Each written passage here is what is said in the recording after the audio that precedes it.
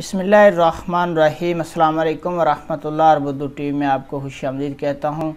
मैं आपके साथ एक और अहम वीडियो लेके हाज़िर हूँ। वीडियो मेरी उन दोस्तों के लिए है जिनका अगर इकामा एक्सपायर है, वो खरूज नाइब पे जाना चाह रहे हैं, हरूब है, फ़ाइनल एग्ज़िट पे जाना चाह रहे हैं, या उनका शनाख्ती कार्ड ख़त्म है, रिन्यू करवाना चाह रहे हैं, पासपोर्ट ख़त्म है, उसको रिन्यू करवाना चाह रहे हैं, या पाकिस्तानी एम्बेसी से उनको कोई भी काम है और वो ताइफ के आसपास के इलाकों में मौजूद हैं, तो ये वीडियो मेरी उनके लिए है। पाकिस्तान एम्बेसी जद्दा की टीम 14 अक्टूबर 2022 रोज़ जुमातुल मुबारक को ताइफ में आ रही है। जो मेरे दोस्त वीडियो देख रहे हैं, अगर उनको सफारिश से कोई भी काम है, 8:30 बजे से 11 बजे तक टीम ताइफ में मौजूद रहेगी और 2:30 बजे से 5 बजे तक सिर्फ एक दिन के लिए 14 अक्टूबर को तूबा इस्तराहा है और पाकिस्तान इंटरनेशनल स्कूल ताइफ के पास ये मुकाम है।